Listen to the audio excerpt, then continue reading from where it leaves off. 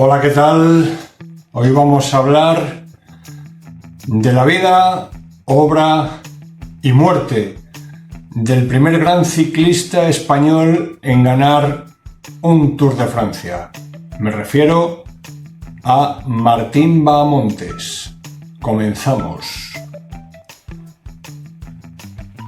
Federico Martín Bahamontes, o así conocido, nació en Santo Domingo Caudilla, en Toledo, el 9 de julio de 1928.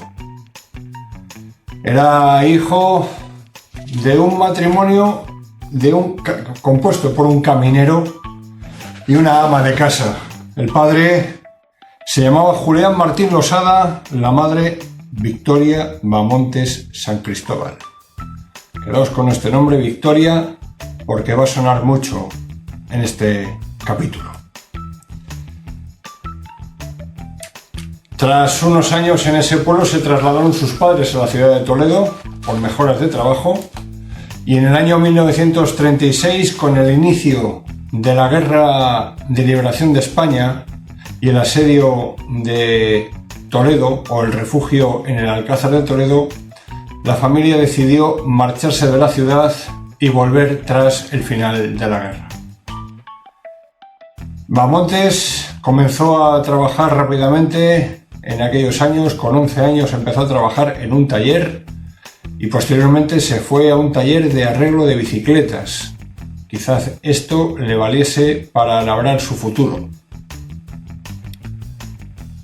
Y en aquellos años de hambre y de cartillas de racionamiento, también utilizaba la bicicleta para hacer ciertas labores extraperlistas, ciertos trapicheos, no con sustancias psicotrópicas como ahora, sino con ciertos productos de alimentación y comercio que estaban tan racionados que había escasez.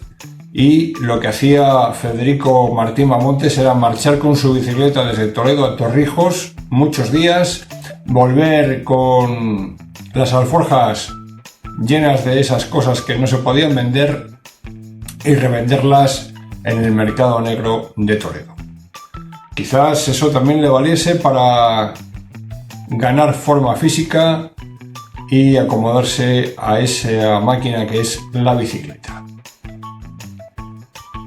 Comenzó a competir Bahamontes con la edad de 19 años, donde se apuntó a una carrera local organizada por Educación y Descanso en Toledo, que ganó con una bicicleta de paseo, bicicleta que había comprado a un herrero por 30 duros, 150 pesetas de la época. Entre los corredores locales le apodaron el Lechuga, mote heredado de su abuelo. En el año 1948 fue seleccionado para el Campeonato de Educación y Descanso en Madrid. Esto de Educación y Descanso debía ser una organización parecida a la OGE y cosas así. Se cayó cerca de meta al chocar con un espectador y tuvo que conformarse con el quinto puesto.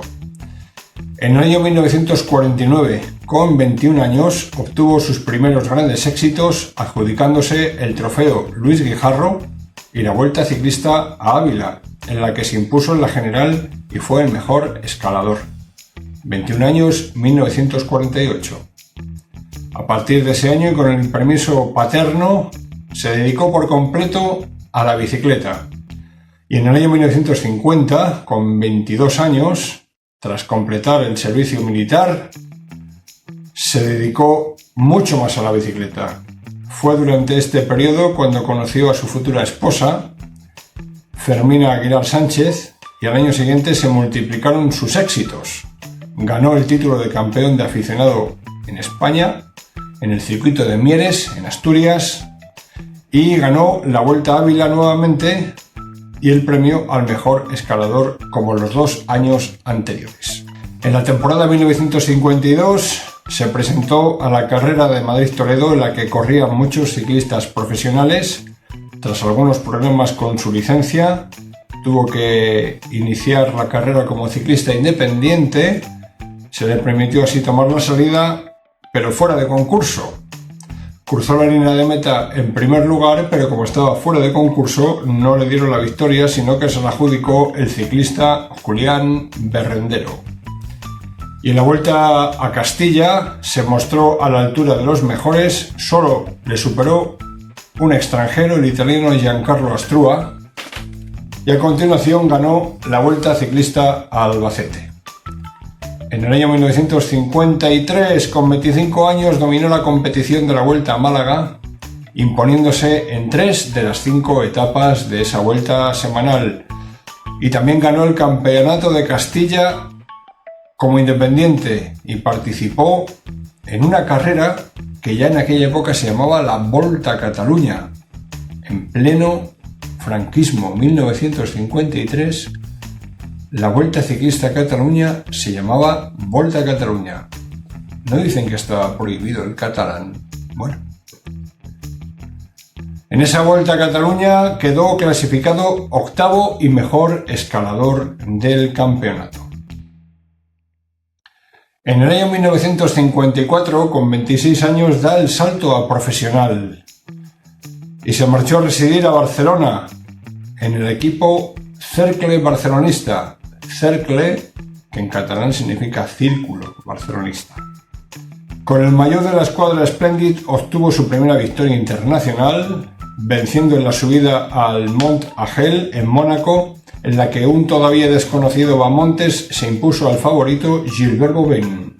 Tras una serie de pruebas locales en el sur de Francia, en las que destacó como escalador, volvió a España. Julián Berrendero, seleccionador español, le había visto la Vuelta a Asturias y lo incluyó en el equipo nacional que iba a correr el Tour de Francia de ese mismo año 1954. Centrado en la lucha por el premio de la montaña, se impuso en prestigiosas cimas como el Obisque, haciéndose con el título de mejor escalador con 95 puntos sobre el segundo que tuvo 53 puntos, Lusson Bobet, que ganó la general. Bahamontes ocupó aquel Tour del año 54, el puesto número 25. El Tour de 1954 se convirtió en el escenario en el que comenzó a forjarse su leyenda de corredor excéntrico.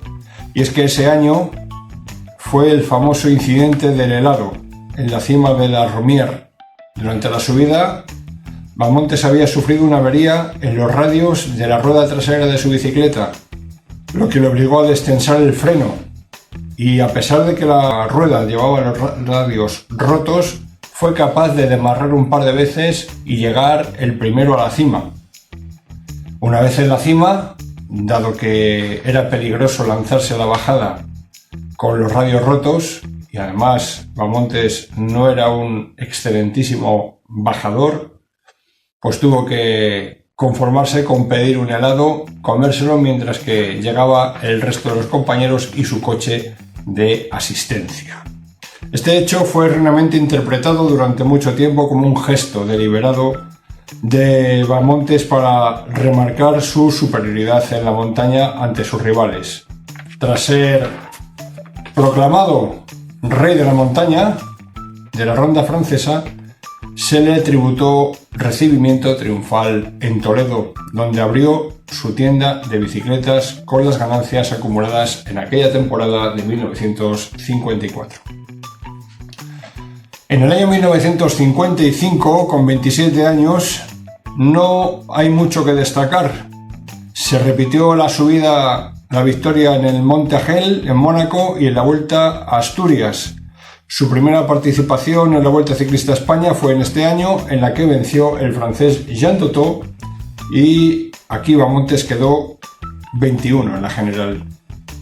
Tuvo una misteriosa enfermedad llamada por él el limaquillo, que era una lesión de rodilla, y que le impidió correr ese Tour del 55. Es en la temporada de 1956 cuando las hazañas de Bahamontes en la montaña comienzan a ser objeto de atención masiva y cuando se hicieron evidentes los recelos entre Bahamontes y otro gran español, Jesús Loroño. Ambos tuvieron graves disensiones en la vuelta, acentuadas por las órdenes del jefe de equipo, don Luis Puig, que no pudo conseguir que enterrasen el hacha de guerra. A pesar de una Vuelta a España que no colmó su ambición, acabó cuarto en la general, con Jesús Loroño en segunda posición y el italiano Angelo Conterno en lo más alto del podio, y un Giro que no pudo finalizar tras una dramática ascensión a Bondón en medio de una descomunal nevada. En el Tour tuvo una actuación destacada y aquella edición la ganaría el francés Roger Walkowiak, con la montaña para el luxemburgués Charles Gaulle, que era un gran escalador también. Bahamontes terminó cuarto en la general. En el año 1953 vio una de las ediciones con más lucha cerrada en la Vuelta Ciclista a España. Aquí Bahamontes tiene ya 29 años, en la que se enfrentaron Jesús Loroño, que ganó aquella vuelta, y Bahamontes, que quedó segundo aquella vuelta, adjudicándose además el premio de la montaña. Envueltos en las disputas dentro del equipo español, formaban parte del mismo equipo, el combinado español, y que Luis Puig no pudo reconducir la situación.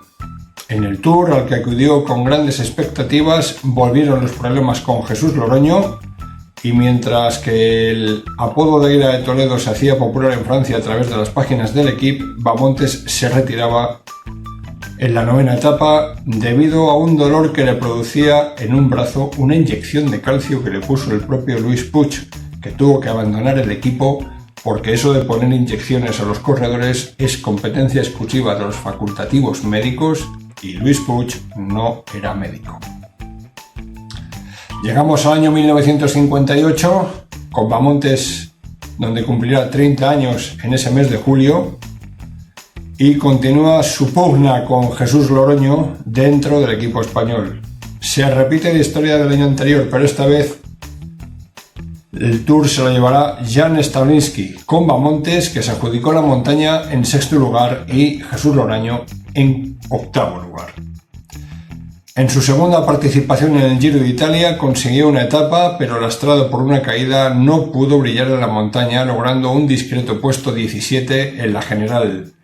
En el Tour de aquel año, de la mano de Dalmacio Langarica, tuvo un pésimo inicio, quedando relegado en las primeras etapas al puesto 63 de la general, casi a media hora de la cabeza. Sin embargo, inició una espectacular remontada en los Pirineos que le permitirá ganar 2 etapas, acercarse con el premio de la montaña y con la octava plaza en la meta de París.